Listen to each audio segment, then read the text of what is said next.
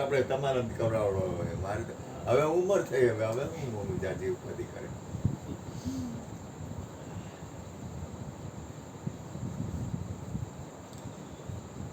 બોલીએ સદગુરુ મહારાજ જય બાપુએ વાત કરી કે આનંદ એક ચકલી હતી ચકલી આનંદમાં જ હતી એનો માળો બનાવે અને હરે ફરે તો જંગલમાંથી પાછી બીજે ફરવા ગઈ તો એને મકાન આમ મોટા અને બધા દેખાડા તો એ આમ જોવે તો આમ મકાનમાં ભટકાય ને આમ જોવે તો આમ ભટકાય પણ નીચે જોયું તો એક છોકરો બેઠો હતો તો કે આ કેમ આનું મૂળ નથી લાગતું એમાં કેમ બેઠો છે તો ચકલી એની પાસે ગયું કે કેમ તું આમ બેઠો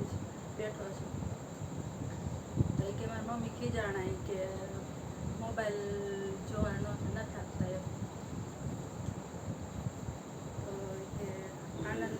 આનંદ મોબાઈલથી શું થાય એમ આનંદમાં રહેવું જોઈએ તો એ કે એ કેવી રીતે કેમ રહેવું એમ તો કાંઈ કે એક વાત એક કહું તને વાત એમ કે કાગડો હતો કાગડાને કે એ આનંદમાં જ રહેતો તો રાજાનો મહેલ હતો તો ત્યાં કાકા કરતો ને બધાને પરેશાન કરતો ઓલો હતો આનંદમાં પણ તો રાજાએ એને સજા કરી